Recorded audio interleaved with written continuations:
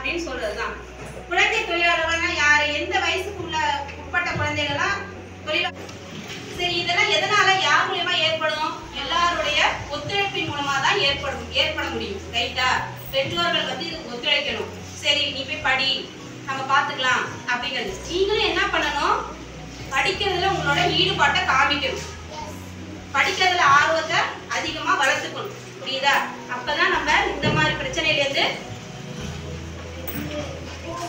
என்ன செய்யலாம்? தப்பிக்கலாம். ரைட்டா? பாதிப்புகள் ஏற்படுதுன்னு தெரியுமா? நம்ம வேலைக்கு போறோம். இப்போ உங்களை வேலைக்கு அனுப்புறாங்கன்னு வச்சுக்கோங்க. சும்மா ஒரு எக்ஸாம்பிளுக்கு சொல்றேன். நம்மளுக்கு உடல் ரீதியா பாதிப்பு ஏற்படுமா?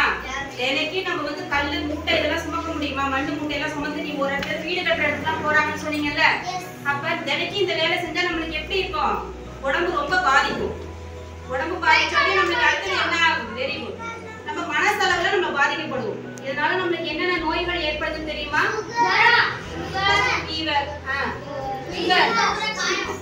காயம் ஏற்படுது. Very good.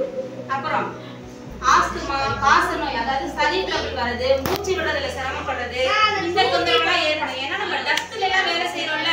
சாலையோரத்துல நம்ம வேலை செய்யும் போது பல வகையான தூசுகள், புகைகள் நம்ம வேலை செய்யறோம். அப்ப நிறைய டஸ்ட் ஏற்படும் போது டஸ்ட் அலர்ஜி ஏற்படும். அதனால ஆஸ்துமா, வீசிங், காச நோய், இந்த நோய்கள்லாம் ஃபர்ஸ்ட் நம்ம அஃபெக்ட் பண்ண ஆரம்பிக்கும்.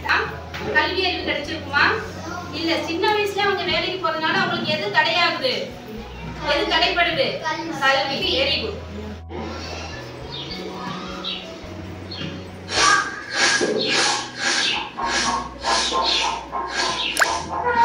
இன்னைக்கு நம்ம ஸ்கூல்ல என்ன விசேஷம்?